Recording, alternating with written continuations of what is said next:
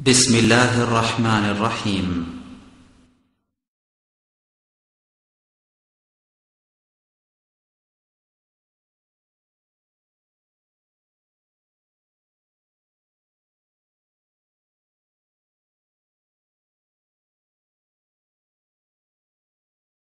إن الحمد لله نحمده ونستعينه ونستغفره ونؤمن به ونتوكل عليه ونعوذ بالله من شرور أنفسنا ومن سيئات أعمالنا من يهده الله فلا مضل له ومن يضلل فلا هادي له وأشهد أن لا إله إلا الله وحده لا شريك له وأشهد أن محمدًا عبده ورسوله أما بعد فإن خير الحديث كتاب الله وخير الهدي هدي محمد صلى الله عليه وسلم وشر الأمور محدثاتها وكل محدثة بدعة وكل بدعة ضلالة وكل ضلالة في النار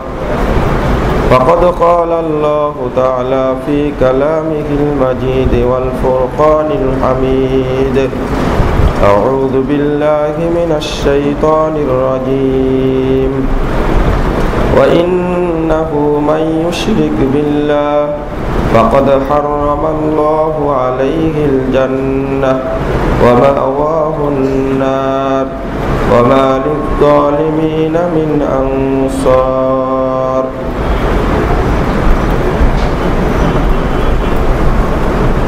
عن جابر رضي الله عنه قال قال رسول الله صلى الله عليه وسلم ثنتان موجبتان قال رجل يا رسول الله ما الموجبتان قال من مات يشرك بالله شيئا دخل النار ومن مات لا يشرك بالله شيئا دخل الجنة رواه مسلم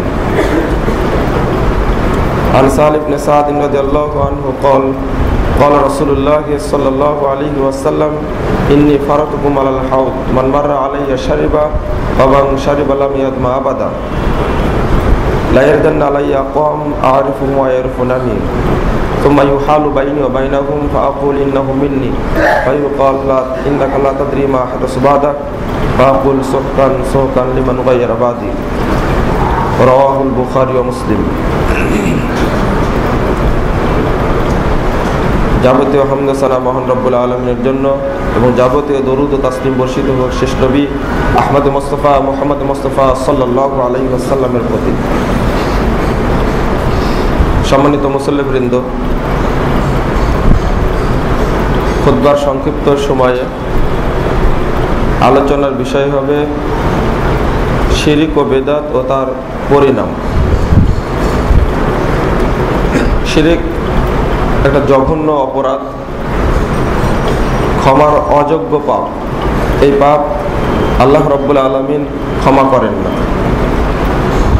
শিরক এই পাপটি করার সঙ্গে সঙ্গে আল্লাহর মর্যাদাকে খাটো করা হয়, আল্লাহ রাব্বুল আলামিনকে অপমান করা হয়। পক্ষান্তরে বিদআত একটা বিষয় যেটা রাসূল মুহাম্মদ সাল্লাল্লাহু আলাইহি সাল্লামকে অপমান করা হয়। দুইটি পাপই খুব জঘন্য।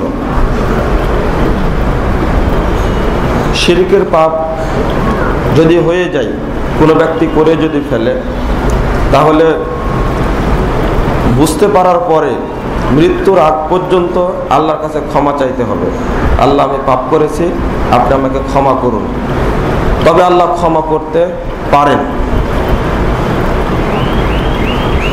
শিরক বলা হয় আল্লাহ রাব্বুল আলামিন তার সাথে অন্য কাউকে কোনো বিষয়ে শরিক করা, কাউকে বা কোনো কিছু, কোনো বস্তুকেও যদি শরিক করা হয়, সৃষ্টিতে, ইবাদতে, প্রতিপালনে, যে কোনো বিষয়ে আল্লাহর একত্বের সাথে অন্য কোনো বস্তু বা ব্যক্তিকে সংশ্লিষ্ট করলেই সেটা শিরক হয়। ছোট্ট একটি বাক্য, আমি এই ছেলেটিকে আপনার কাছে রেখে গেলাম, উপরে আল্লাহ, অতঃপর আপনি দেখবেন এবং আপনি দেখবেন। বাক্যটি ছোট, কিন্তু এটা তো শিরিক হয়ে গেল।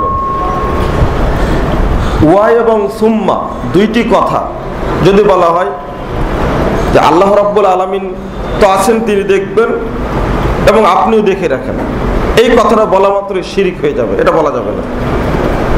আর একটা হাদিস আসছে যে অতঃপর আপনি দেখেন, উপরে তো আল্লাহ আছে, দেখবেন, তারপরে আপনি দেখে রাখেন।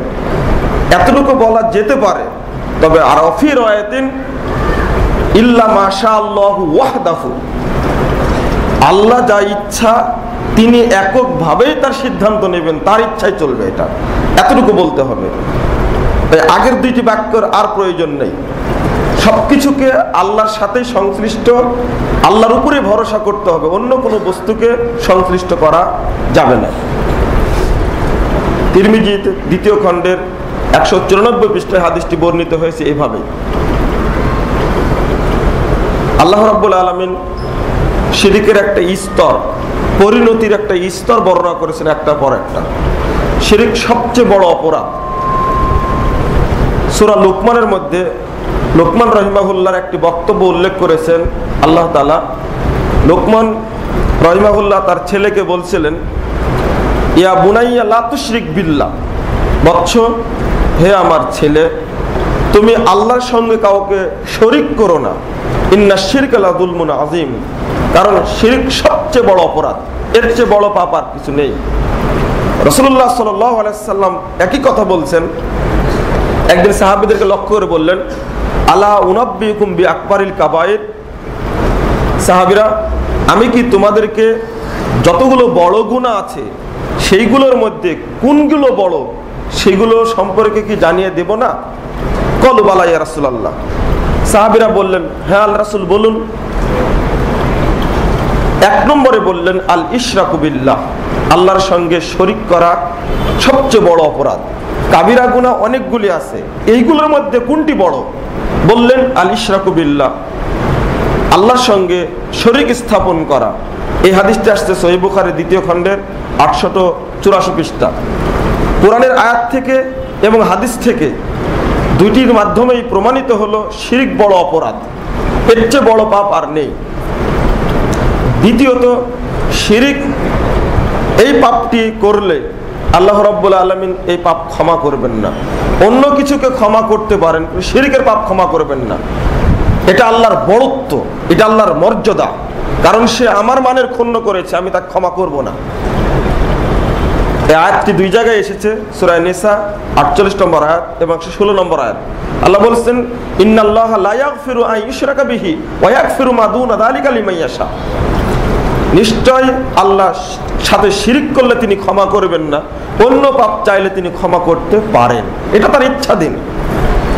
ঠিক একই মর্মে হাদিসে এসেছে, হাদিসে কুদসি, সেটাও রাসূল সাল্লাল্লাহু আলাইহি সাল্লাম বলছেন, ক্বাল আল্লাহু তাআলা ইয়া ইবনে আদম, হে আদম সন্তান, লাউ আতাইতানি বিকুরাবিল আরদি খতায়া ওয়ালা তুশরিক বি শাইয়া, বান্দা, তুমি যদি কিয়ামতের মাঠে আমার কাছে উপস্থিত হও এত সমপরিমাণ পাপ নিয়ে, এত পাপ তুমি করেছো, আসমান থেকে জমিন পর্যন্ত পুরো জায়গাটি ফাঁকা, এত ফাঁকা জায়গা পূর্ণ পাপ করে এসেছো, কিন্তু এতগুলো পাপের মধ্যে কোনো শিরিকি পাপ নেই, আমার সঙ্গে শরীক করনি। আল্লাহ বলেছেন, লা আতাইতুকা বিকুরাবিহা মাগফিরাতান, বান্দা, আমি তোমার কাছে উপস্থিত হব এতটুকু সমপরিমাণ ক্ষমা নিয়ে। আল্লাহ সব ক্ষমা করে দিবেন। শিরিক কত বড় জঘন্য অপরাধ! আল্লাহ অন্য পাপ ক্ষমা করবেন, শিরিকটা ক্ষমা করবেন না। এত শক্ত কথা বললেন কেন? আরো বহু হাদিস থেকে প্রমাণিত হয় শিরিকের পাপ ক্ষমা করবেন না। এই হাদিসটি আসছে তিরমিজি 2য় খণ্ডের 194 পৃষ্ঠা। আপনি লক্ষ্য করুন শিরিক কত জঘন্য জিনিস, আল্লাহ ক্ষমা করবেন না। তবে আগেই বলে রেখেছি, যদি শিরিক হয়ে যায় আল্লাহ সমস্ত পাপ ক্ষমা করবেন। আল্লাহ বলছেন, ইন্নাল্লাহা ইয়াগফিরু যুনুবা জামিআ, নিশ্চয় আল্লাহ যাবতীয় পাপ ক্ষমা করেন। এই আয়াত দ্বারা প্রমাণ হয় যে আল্লাহ সব পাপ ক্ষমা করবেন, তবে শিরিক ব্যতিক্রম, ক্ষমা চাইতে হবে। আল্লাহ এক সময় অবশ্যই ক্ষমা করবেন। আর দ্বিতীয়বার সেই পাপ করা যাবে না। 3 নম্বর, শিরিক করলে আমার এ যাবৎকালের যত নেকি আমি করেছি, 50 বার যদি হজ করে থাকি, কোটি কোটি টাকা আল্লাহ রাস্তায় দান করে থাকি, 5টি 10টি মসজিদ তৈরি করে থাকি, এই মসজিদের যে সোয়াবগুলি হয়েছে একটি সোয়াব আর টিকবে না, সব নষ্ট হয়ে যাবে। আল্লাহ নিজেই বলছেন, মুহাম্মদ রাসূলুল্লাহ সাল্লাল্লাহু আলাইহি সাল্লামকে লক্ষ্য করে বলছেন, ওয়ালাকাদ উহিয়া ইলাইকা ওয়া ইলাল্লাযীনা মিন ক্বাবলিক লাইন আশরাকতা লা ইয়াহবাতান্না আমালুক। সূরা জুমার 65 নম্বর আয়াত। আল্লাহ বলছেন যে মুহাম্মদ সাল্লাল্লাহু আলাইহি সাল্লাম, আপনার প্রতি ওই নির্দেশই দেওয়া হচ্ছে যে নির্দেশ ইতিপূর্বে সমস্ত নবীকে দেওয়া হয়েছিল। লাইন আশরাকতা, আপনি যদি শিরিক করেন, লা ইয়াহবাতান্না আমালুক, অবশ্যই অবশ্যই আপনার আমল নষ্ট হয়ে যাবে। ওয়ালা তাকুনান্না মিনাল খাসিরিন, আপনি অবশ্যই ক্ষতিগ্রস্তদের অন্তর্ভুক্ত হয়ে যাবেন। এটা বলছেন আল্লাহ রাব্বুল আলামিন মুহাম্মদ সাল্লাল্লাহু আলাইহি সাল্লামকে লক্ষ্য করে। এত বড় হুমকি তাকে লক্ষ্য করে আমার কি অবস্থা হতে পারে? সূরা আনাম 88 নম্বর আয়াত আল্লাহ বলছেন, ওয়ালাউ আশরাকুল হাবিতা আনহুম মা কানু ইয়ামালুন, যত নেকি করেছে সমস্ত নেকি সমস্ত আমল নষ্ট হয়ে যাবে যদি তারা শরীক করে, আল্লাহর সঙ্গে শিরিক করে। শিরিক করলে তার কোনো ক্ষমা নেই, সঙ্গে সঙ্গে তার সমস্ত আমল নষ্ট হয়ে যাবে। আপনি হজ করতে গেছেন, অনেক নেকি কামাই করেছেন, আপনি কোটি টাকা রমজান মাসে যাকাত দিলে অনেক নেকি কামাই করেছেন, কিন্তু একটি মাত্র টাকা যদি আপনি মাজারে দিয়ে দেন, 1 টাকা যদি মাজারে দিয়ে দেন, জীবনে 70 বছর বা 100 বছর যত আমল করেছেন শুধু হজ না, সবই নষ্ট হয়ে যাবে। এই আয়াতটা প্রমাণ করে। রাসূল সাল্লাল্লাহু আলাইহি সাল্লাম একদিন সাহাবীদেরকে লক্ষ্য করে বলছেন, এই হাদিসটা আসছে ইমাম আহমদের একটি গ্রন্থ কিতাবুজ যুহুদ, এই গ্রন্থের 15 এবং 16 পৃষ্ঠায়। আল্লাহ সাল্লাল্লাহু একদিন হঠাৎ করে বলেছেন, দাখালাল জান্নাতা রাজুলুন বিযুবাবিন ওয়া দাখালান নার রাজুলুন বিযুবাবিন, একজন ব্যক্তি জান্নাতে প্রবেশ করবে একটি মাছি বা মশার কারণে, আর একজন ব্যক্তি জাহান্নামে প্রবেশ করবে এই মশা বা মাছির কারণে। কলু মাতারা ইয়া রাসূলুল্লাহ, সাহাবীরা বললেন, আল্লাহ রাসূল আপনি এটা দ্বারা কি বুঝাতে চাচ্ছেন? এটা তো আশ্চর্যজনক ব্যাপার, একটি মশা একটা মানুষকে জান্নাতে নিয়ে যেতে পারে, একটি মশা একটি মানুষকে জাহান্নামে নিয়ে যেতে পারে? আল্লাহ রাসূল বলল, বুঝলে না, তাহলে শোনো, মার রাজুলান আলা কওমিন, একটি এলাকা দিয়ে 2 জন ব্যক্তি অতিক্রম করছে, ওয়ালাহুম সানাম, আর তাদের মূর্তি আছে, একটি কবর আছে, তাদের দাবি লা ইউযাব্বিজুহু আহাদুন হাত্তা ইউকাররিবা লাহু শাইআন, এই দিক দিয়ে যে ব্যক্তি অতিক্রম করবে দাবি হলো এই খাম্বা বা মূর্তি বা কবরকে কিছু দিয়ে যেতে হবে, তাদের দাবি। ফাকালু লিআহাদিহিমা, 2 জনের একজন ব্যক্তিকে তারা এলাকাবাসী বলল, মাদার টেকের এলাকাবাসী বলল তুমি কিছু দিয়ে যাও। তখন ওই ব্যক্তি বলছে, লাইসা ইনদি শাইউন, আমার কাছে কিছু নেই দেওয়ার মতো। তারা বলল, কলু ওয়ালাউ কুনতা যুবাবান, তুমি যদি একটা মশা মানত করতে পারো তাও মানত করে যাও। ফাকাররাবা লাহু যুবাবান, ওই ব্যক্তি একটা মশা মানত করে দিল, ঠিক আছে আমি একটা মশা মানত করে দিলাম, পীর বাবার নামে বা কবরের নামে মূর্তির নামে দিয়ে গেলাম। আল্লাহ রাসূল বললেন, খল্লু সাবিলাহু, তারা তার রাস্তা ছেড়ে দিল, হ্যাঁ এবার তুমি যাও। পরের বাক্যটি বলছেন, দাখালান নারা, ওই ব্যক্তি জাহান্নামে প্রবেশ করলো। ছোট্ট একটা জিনিস পৃথিবীতে মশার মতন, আর মানে একেবারেই যার জিনিস কোনো উপকার হয় না, এই জিনিসটি যদি কোনো ব্যক্তি দান করে আল্লাহ ব্যতীত অন্য কারো নামে, তাহলে ওই ব্যক্তির কোনো আমল আর কাজে লাগবে না, সব নষ্ট হয়ে গেল। এই হাদিস প্রমাণ করে ওই মশা মানতকারী ব্যক্তি যদি ইতিপূর্বে তার জীবনে যত লক্ষ কোটি টাকা আল্লাহ রাস্তায় দান করুক না কেন, একটাও কাজে লাগলো না, শুধু অতটুকু মানত করার কারণে সব নষ্ট হয়ে গেল। লা হাবিতা আনহুম মা কানু ইয়ামালুন, যত আমল করবে সবই নষ্ট হয়ে যাবে। দ্বিতীয় ব্যক্তি বললেন, দ্বিতীয় ব্যক্তি তুমি কিছু দান করো। ওই ব্যক্তি বলল, লা উকাররিবু শাইয়ান ইল্লাল্লাহ, আমি আল্লাহ ব্যতীত অন্য কোনো ব্যক্তির জন্য কোনো জিনিসের জন্য আমি মানত করতে পারি না। ফাজারাবাহু ওয়া কাতালা উনুকাহু, ওই ব্যক্তিকে ধরে ফেললো, মারপিট করলো এবং টুকরো টুকরো করে হত্যা করলো। আল্লাহ রাসূল বললেন, দাখালাল জান্নাহ, ওই ব্যক্তি জান্নাতে প্রবেশ করলো। এই হাদিস প্রমাণ করে যে ওই ব্যক্তি যতই পাপ করুক না কেন, শিরিকের বিরুদ্ধে অবস্থান নেওয়ার কারণে আল্লাহ সমস্ত পাপকে ক্ষমা করে দিয়ে তাকে জান্নাতে ডাকার সুযোগ করে দিয়েছেন। শিরিকের বিরুদ্ধে অবস্থান করলেও যে আল্লাহ এত বড় ফায়দা দেন, আল্লাহ এত সন্তুষ্ট হন, এ একটা বাস্তব প্রমাণ। রাসূল সাল্লাল্লাহু আলাইহি ওয়াসাল্লাম বলছেন শিরিক যে কত জঘন্য। হাদিসটি আসছে মুসনাদ আহমদে 22128 নম্বর হাদিস। আল্লাহ রাসূল বলছেন মুয়াজ বিন জাবালকে, মুয়াজ শোনো, লা তুশরিক বিল্লাহ, তুমি আল্লাহর সঙ্গে শিরিক করো না। ওয়াইন কুতিলতা, তোমাকে যদি টুকরো টুকরো করে কেটে হত্যা করা হয়, ওয়াইন হুররিকতা, যদি আগুন জ্বালিয়ে তার মধ্যে ফেলে তোমাকে পুড়িয়ে মারা হয়, তবুও তুমি শিরিক করো না। কত বড় অপরাধ! এটা ভাবতে অবাক লাগে। একজন ব্যক্তিকে অগ্নির মধ্যে ফেলে দিয়ে জ্বালিয়ে মারা হবে, সামনে টুকরো টুকরো করে কেটে হত্যা করা হবে। আল্লাহ রাসূল এর পরেও বললেন তুমি খবরদার শিরিক করো না।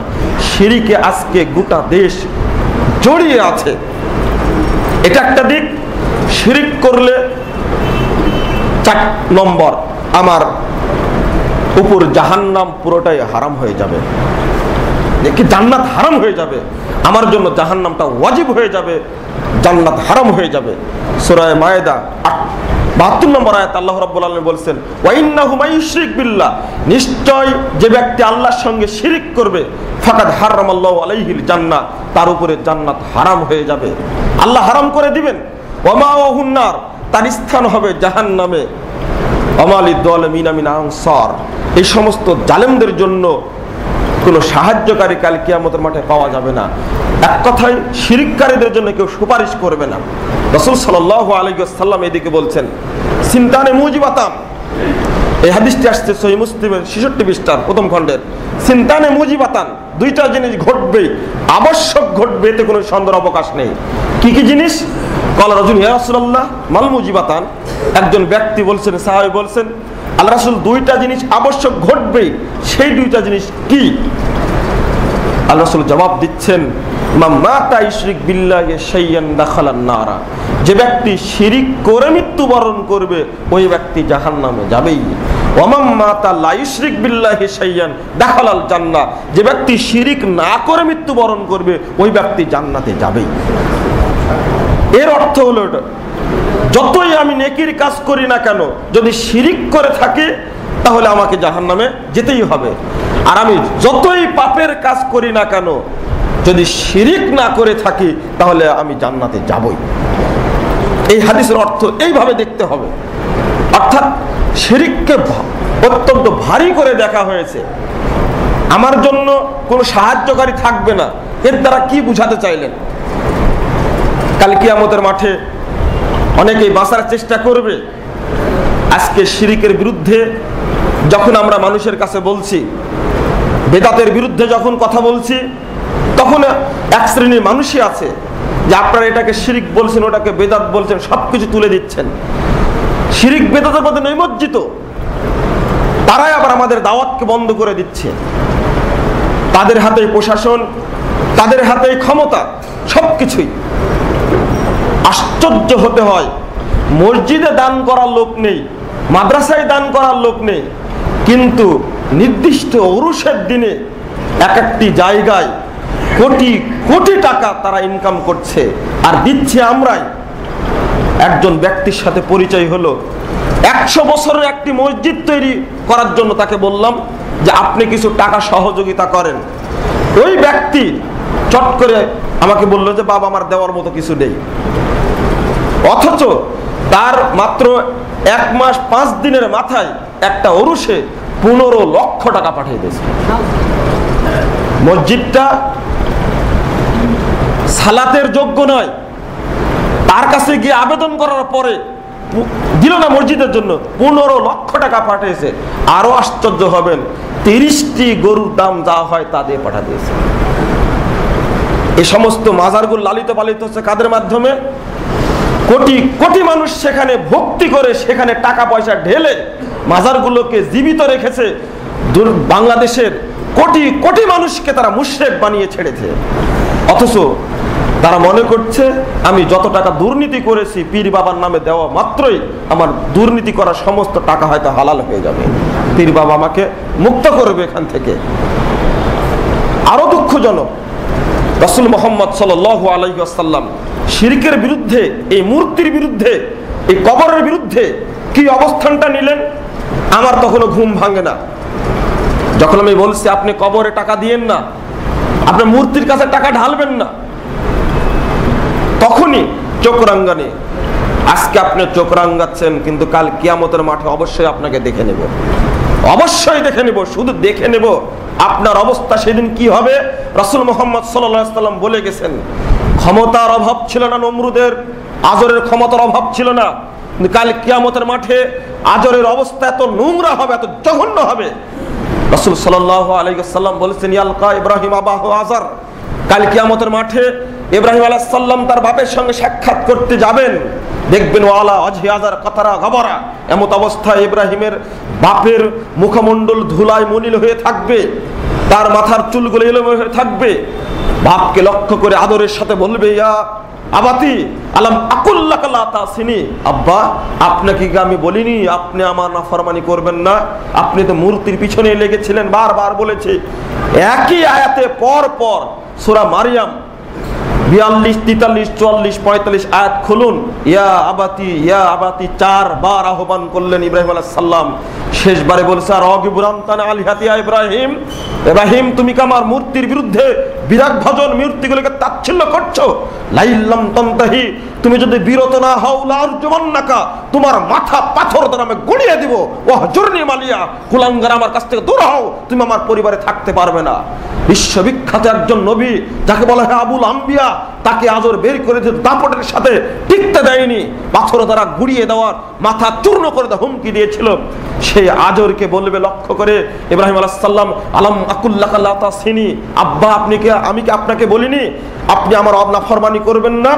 তখন আজর কাল কিয়ামতের মাঠে বলবে, ফালিয়াউমালা আসিকা, বেটা আজকে তুমি যা বলবে সব মেনে চলবো, আজকে তোমার নাফরমানি করব না, কোনোই কাজ হবে না। আল্লাহ রাব্বুল আলামিনের কাছে গিয়ে ইব্রাহিম আলাইহিস সালাম বললেন, ইয়া রাব্বি ইন্নাকা ওয়া'আদতানি আল্লা তুখজানি ইয়াওমা ইউবাসুন, আল্লাহ আপনি আমাকে ওয়াদা দিয়েছেন আপনাকে অপমান করবেন না। ফাইয়ু খিজিন আখযা মিনাল আবিল আবাদ, আল্লাহ এর চেয়ে বড় অপমান আর কি হতে পারে? বাপের যে অপমান, বাপের যে অবস্থা, এর চেয়ে আর অপমান কি হতে পারে? তখন আল্লাহ বলবেন, ইন্নী হাররামতুল জান্নাতা আলাল কাফিরিন, ইব্রাহিম সুপারিশ করে কোনো লাভ নেই, আমি এই কাফের মুশরিকদের উপরে জান্নাতকে হারাম করেছি। ইয়াকুলু মা তাহতা রিজলাইক, বলা হবে দেখো তো তোমার দুই পায়ের নিচে কি, ফারা বিজিখিন মুলতাতিখিন, ইব্রাহিম আলাইহিস সালাম নিচের পায়ের নিচে দেখবে একটি পশুকে, পায়খানার মধ্যে, গোবরের মধ্যে, কাদার মধ্যে লেপটানো একটা পশুকে দেখতে পাবেন। এত অপমান করবেন আল্লাহ রাব্বুল আলামিন, জাহান্নামে ফেলার আগে এর অপমান, এটা জাহান্নামে ঢুকানোর আগে এই অপমান দেখতে পাবেন। একটা পায়খানায় ডুবানো একটা বেজি 4 পা করে, ফাইউ খাদবি কয়ামিহি ফায়ুল কাফিন্নার, ইব্রাহিমের বাপকে 4 পা পশুকে তৈরি করে তাকে ধরা হবে। কে ধরবে সে হাদিসে উল্লেখ নাই। অতঃপর তাকে জাহান্নামে নিক্ষেপ করা হবে। সাহায্যকারী তো থাকবেই না। কোরআন সুন্নাহর বিরুদ্ধে, শিরক বিদআতের পক্ষে অবস্থান করে কাল কিয়ামতের মাঠে ওকে অবশ্যই পায়খানার ডেনে অবস্থান করা হবে, ডুবানো হবে এবং এইভাবে জঘন্য অবস্থায় জাহান্নামে ফেলা হবে। খবরদার, মৃত্যুর আগ পর্যন্ত কোনো একজন ব্যক্তি শিরকের পক্ষে, বেদাতের পক্ষে কোনো কথা বলা যাবে না, বরং শিরক বিদআতের বিরুদ্ধে অবস্থান করতে হবে। চাই আমার ফাঁসি হয়ে যা, আমি বলবো আল্লাহর সন্তোষে চিত্তে বলে উঠবো খুবায়ের মতন, লাস্তু বালিহিনা উক্তাল মুসলিমান আলা আইয়া জামিন কানা ফিল্লাহি মাসরাই, তুমি আমাকে হত্যা করছো, আমি মুসলিম ব্যক্তি হত্যাকে পরোয়া করি না। আমি মুসলিম যখন নিহত হই তখন আমার সবকিছু আল্লাহর উদ্দেশ্যে।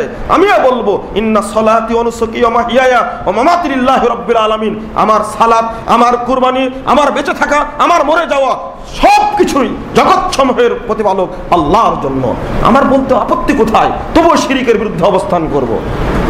রাসূল মুহাম্মদ সাল্লাল্লাহু আলাইহি সাল্লাম মূর্তির বিরুদ্ধে চ্যালেঞ্জ করে গেছেন, অথচ প্রত্যেকটি ব্যক্তির ঘরে আজকে মূর্তি লালিত পালিত হচ্ছে। ব্যবসায়ীরা দোকানের সামনে মূর্তি খাড়া করে দিয়ে জামা পরে ব্যবসা করছে, কিন্তু ওই ব্যবসা আবার মনে করছে আমার ব্যবসা হালাল হচ্ছে। মূর্তি টাঙ্গিয়ে রেখে, মূর্তি দাঁড় করে রেখে কাপড়ের ব্যবসা করে, জামা কাপড়ের ব্যবসা করে, এই ব্যবসা কোনোদিন হালাল হবে না, কোনোদিন হালাল হবে না। রাসূল সাল্লাল্লাহু আলাইহি সাল্লাম মক্কায় ঢোকা মাত্রই বলছেন, মক্কায় ঢোকা মাত্রই ইবনে মাসউদ বলছেন, সহিহ বুখারীর হাদিস, প্রথম খণ্ডে 336 পৃষ্ঠা। দাখালান নবী সাল্লাল্লাহু আলাইহি ওয়াসাল্লাম মক্কা, আল্লাহ রাসূল মক্কায় প্রবেশ করলেন। প্রবেশ করা মাত্রই ইবনে মাসউদ বলেছেন ওয়া হাওলাল কাবাতা 360 মুসবান, এমন অবস্থায় কাবার চতুর্পার্শ্বে 360টি মূর্তি সাজানো আছে। ফাজালা ইয়াতুনহু বিউদিন বিয়াদিহি, আল্লাহ রাসূলের হাতে থাকা লাঠি দ্বারা মূর্তিগুলোকে মারছেন আর ভাঙছেন, আর বলছেন ওয়াকুল জাল হক ওয়া জাহাকাল বাতিল ইন্নাল বাতিলা কানা যাহুকা, হক এসেছে বাতিল চুরমার হয়েছে, বাতিল চুরমার হওয়ারই যোগ্য। একটু রাখলেন না, এক মুহূর্তের মধ্যে কারো সঙ্গে কথা বলা, সৌজন্য সাক্ষাৎ করা কিছুই না। যেহেতু বাপের আদর্শ ছিল মূর্তি ভাঙ্গা, শ্রেষ্ঠ বাপ হলেন ইব্রাহিম আলাইহিস সালাম, তিনি যেমন মূর্তিকে ভেঙে সাইজ করেছিলেন, সোজা কথা বলেছিলেন আজরকে লক্ষ্য করে, লাহাদিহি তামাসিলুল্লাহি আনতুম লাহা আকিফুন, আব্বা এই সমস্ত মূর্তির সামনে দাঁড়িয়ে তুমি নীরবতা পালন করো, এটা কি করো? বাপ বলছে যে এটা তো আমরা বাপ দাদার আমল থেকে পেয়েছি। ইব্রাহিম আলাইহিস সালাম শপথ করে বললেন ওয়াতাল্লাহি লাকিদান্না আস্তামাকুন, আল্লাহর কসম করে বলছি বাপ শোনো, বাদাম তুল্লু মুদবিরিন, তোমরা যখন সবাই চলে যাবে আমি মূর্তিগুলোকে সাইজ করব, একে রাখবো না। ফাজালাহুম জুজাজা ইল্লা কাবির আল্লাহুম, বড় মূর্তিটিকে রেখে সবগুলো ভেঙে সাতো সাতো করে দিলেন, চূর্ণ বিচূর্ণ করে দিলেন। মূর্তি ভাঙ্গা হলো মুসলমানদের টার্গেট। বিষয়টা বোঝানো উচিত এইভাবে। আমার ঘরেও মূর্তি, শোকেসে মূর্তি রয়েছে, দেখেন আপনি বাচ্চা ছেলের জন্য কুকুরের মূর্তি, বানরের মূর্তি, ছাগলের মূর্তি ইত্যাদি কিনে রাখছেন, মাছের মূর্তি আপনি কিনে রাখেন, সর্বত্র চলছে জিনিসটা। আজকে বাড়িতে গিয়ে এই সমস্ত মূর্তি বের করে, মূর্তির সাথে কোনো আপোষ নেই, ছবির সাথে কোনো আমার আপোষ নেই, সবগুলো ভেঙে চুরমার করে দেবে, একটাও রাখা যাবে না। চলছে যে মূর্তি পূজা চারিদিকে চলছে, এখানে আপোষ কিসের আমার? এই ভাঙ্গার পরে আলীকে ডাকলেন, আলী শোনো, মক্কা বিজয় হয়ে গেছে, কোনো দেখা দেখি নেই। সহিহ মুসলিমের হাদিস 312 পৃষ্ঠা খুলুন, জানাজার মধ্যে আসছে হাদিসটি। আল্লাহ রাসূল আলীকে ডেকে বললেন লা তাদা তিমসান ইল্লা তামাসতাহু ওয়ালা কবরান মুশরিফান ইল্লা সাওয়াইতাহু, আলী শোনো, যত ছবি এবং মূর্তি রয়েছে সবগুলোকে ভেঙে তুমি চুরমার করে দেবে, একটিও রাখবে না। ওয়ালা কবরান মুশরিফান ইল্লা সাওয়াইতাহু, আলী যত উঁচু কবর রয়েছে সৌধ নির্মাণ করা সমস্ত কবরকে ভেঙে মাটির সঙ্গে তুমি মিশিয়ে দিবে। কেন বলেছিলেন এটা? কারণ এই কবর এবং মূর্তি হলো শিরকের উৎস, কোটি কোটি মানুষকে আজকে মুশরিক বানিয়ে ছেড়েছে। কেন বলেছিলেন? এই কথা বলার পরে খালিদ বিন ওয়ালিদকে ডাকলেন, খালিদ শোনো, যাও তুমি উজ্জা নামক যে মূর্তি আছে ভেঙে চলে আসো। মুস্তাদে আহমদের হাদিস 20,365 নম্বর হাদিস। আল্লাহ রাসূল সঙ্গে সঙ্গে বললে তুমি যাও মূর্তি ভেঙে আসো। গিয়ে দেখলেন যে তিনটি বাবলা গাছের উপরে মূর্তি খাড়া করা আছে। তিনি গিয়ে বাবলা গাছকে কেটে ভেঙে ফেলে দিলেন তার মূর্তির স্থানটা। ফিরে আসলেন, আল্লাহ রাসূল বলেন লাম তাসনা শাইআন, আরে খালেদ তুমি তো কিছুই করোনি, যাও মূর্তিকে তো ভাঙতে হবে, মূর্তির বাসা ভেঙেছো। গেলেন ফারাগা ইমরাতান হুরিয়াতান, গিয়ে দেখলেন একটি নগ্ন মূর্তি, মুমতাতাবুন বিতুরাব, গোটা মাথাটা আলকাতরা দিয়ে কাদা দিয়ে একেবারে ভয়ঙ্কর চিত্র ধরে আছে। একটি মূর্তি, একটা মহিলা জিন, সে জিনটি নগ্ন জিন, সেই জিনটির মাথাটা চুলটা একেবারে উন্মুক্ত করে আছে, আলকাতরা দিয়ে পুরো বডিটা ঢাকা আছে। দেখা মাত্র ফাকাদ্দামা ইলাইহা, সামনের দিকে এগিয়ে গেলেন, আর মূর্তির পাহারাদার ইয়া উজ্জা করে ডাকছে। খালিদ বিন ওয়ালিদ ভয় পেলেন না, সামনের দিকে এগিয়ে গেলেন। যাওয়ার পরে ফাকাতালাহা, ওই মূর্তিকে নিজ হাতে হত্যা করে ফিরে আসলেন। আল্লাহ রাসূল বলেছেন ওয়াদালিকা তিলকাল ইজ্জা, হে খালিদ এটাই সেই উজ্জা, এই উজ্জাই মানুষকে উৎসাহ দিত কাবা ঘরে 360টি মূর্তি পূজা করার জন্য। এইদিকে উবাই ইবনে কাব রাদিয়াল্লাহু আনহু বলেছেন মা কুনলে সালামিন জিন্নিয়া, শুনে রাখো প্রত্যেকটি মূর্তির সাথে নগ্ন জিন থাকে। অর্থাৎ যত মূর্তি কবরের পূজা করা হয় বাংলাদেশে, বিশ্বে যেখানেই পূজা হোক না কেন, প্রত্যেকটি স্থানে মূলত মূর্তির পূজা করা হয় না, পূজা করা হয় একটা মহিলা নগ্ন জিনের। নাউজুবিল্লাহ, বলতে আশ্চর্য হয়, কত ঘৃণিত জিনিস। আজকের কথা এটা নয়, আল্লাহ রাব্বুল আলামিন ওই কথাই বলছেন যে তারা মূলত পূজা করে থাকে নগ্ন মহিলা জিনের। আমরা তো বুঝি না জিনিসটা। রাসূল সাল্লাল্লাহু আলাইহি ওয়াসাল্লাম স্টেপ নিলেন, মক্কায় ঢোকার পরে নিজ হাতে মূর্তি ভাঙলেন। দ্বিতীয় কথা বললেন আলীকে ডেকে, আলী শোনো, তোমার দ্বারাই সম্ভব, তোমার ভিতরে তপ্ত লৌহ রয়েছে, সামনে যত শিরকের শিখন্ডি পড়বে উপড়ে ফেলে দেবে তুমি। কেন বললেন আলীকে? আরো তো সাহাবী ছিলেন। কারণ যুবকদের দ্বারা সবকিছু সম্ভব হয়, যুবককে ডেকে বললেন।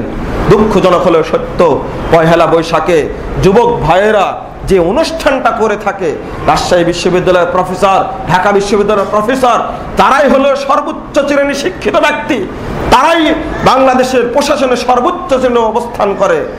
তারাই বের হয়ে যদি সাপের মূর্তি, বানরের মূর্তি মাথায় দিয়ে রাজপথে ঘুরে বেড়ায়, এই জাতি কোনো শিক্ষিত জাতি না একসময় শিক্ষিত জাতি তৈরি হবে?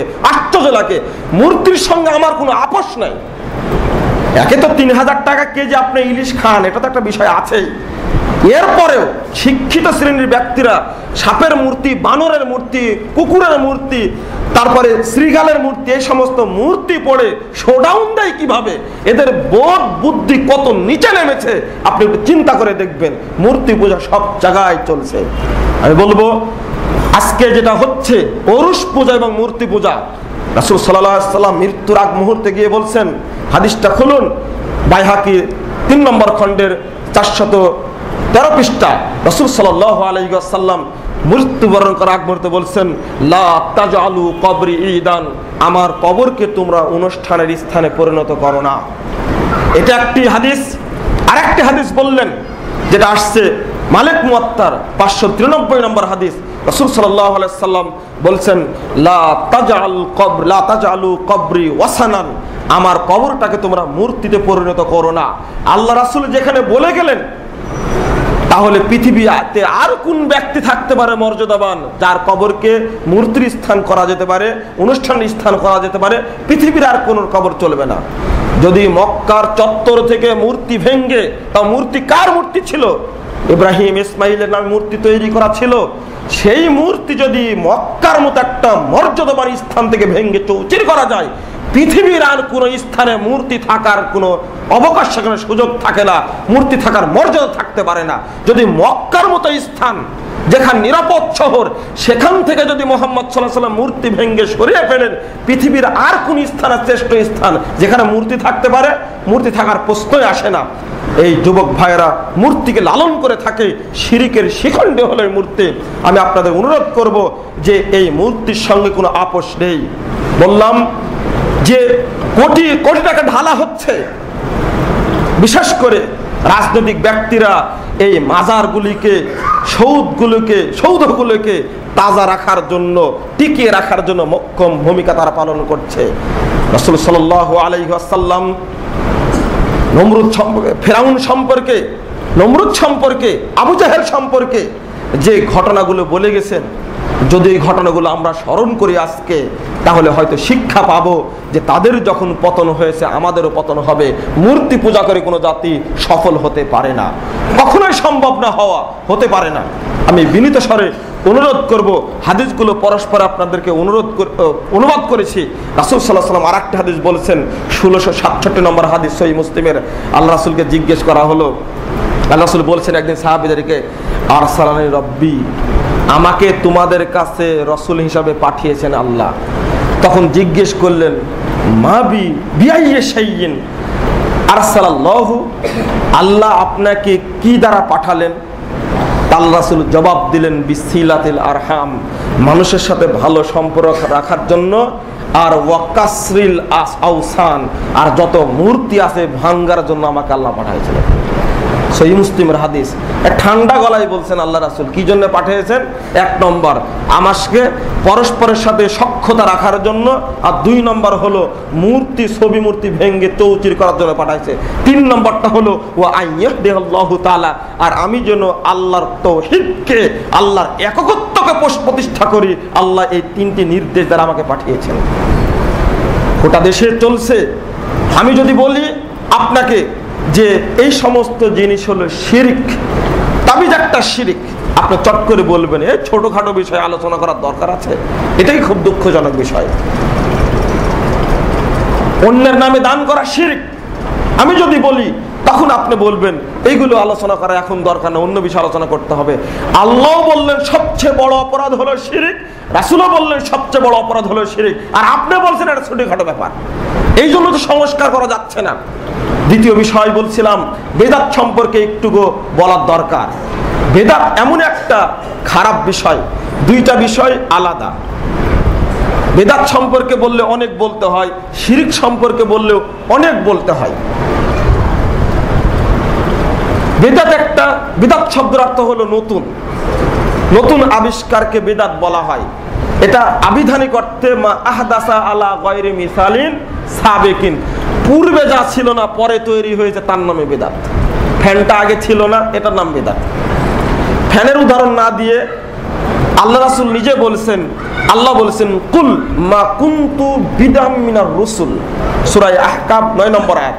মুহাম্মদ আপনি বলুন যে আমি কোন নতুন রাসূল নই, আমি কোন নতুন রাসূল নই, অর্থাৎ এর আগেও রাসূল এসেছেন। তাহলে বিদআত এই শব্দের অর্থ হলো নতুন, এটা শাব্দিক অর্থ, পারিভাষিক অর্থ নয়।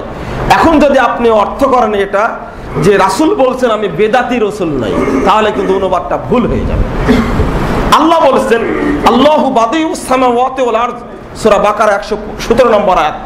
আল্লাহ প্রথম আসমান এবং জমিনের স্রষ্টা, এর আগে কেউ সৃষ্টি করেননি, মানে প্রথম সৃষ্টিকারী, তাই বাদী বলা হয়েছে। আর এখান থেকেই বেদাত শব্দের জন্ম। দুঃখজনক হলেও যে এই জন্য বিশ্লেষণটা করছি, বেদাতের বিরুদ্ধে বললেই এক শ্রেণীর আলেমই বলবে যে অমুক ব্যক্তি বেদাতের বিরুদ্ধে বলছেন, আবার মোবাইল ব্যবহার করছেন, তো মোবাইলটাও বেদাত। দেখেন ওই ব্যক্তি বলবে যে ও হুজুর বেদাতের বিরুদ্ধে অনেক কথাই বললেন, আবার দেখলাম মোটরসাইকেলে চলে গেল। মোটরসাইকেলে চললেন কেন? খুব বেদাতের বিরুদ্ধে বলছেন, আবার সৌদি আরব থেকে ভারত থেকে সৌদি আরব, বাংলাদেশ থেকে সৌদি আরব ঘোরাঘুরি করছে বিমানে। কেন বিমানে উঠলেন? তাহলে চিন্তা করুন যে বিমানকে পর্যন্ত বেদাত বলে দিয়েছে। আমি বলবো যে বিমান কেন বেদাত হবে? রাসূল মুহাম্মদ সাল্লাল্লাহু আলাইহি ওয়াসাল্লামও তো বেদাত হয়ে যাবে তখন, কারণ এটা আবিধানিক অর্থে তাই। আর আল্লাহ বলেছেন আপনি বলেন আমি কোনো নতুন রাসূল নই, তাহলে এই শব্দের অর্থটি হলো আবিধানিক অর্থে বেদাত। যেমন ফ্যানটা আগে ছিল না পরে হয়েছে, এটা বেদাত। বুঝেইনি যে শরীয়ত কাকে বেদাত বলছে, শরীয়ত কাকে বেদাত বলছে এটা সে লক্ষ্যই করেনি, যাকে তাকে আমি বেদাত বলে দিচ্ছি।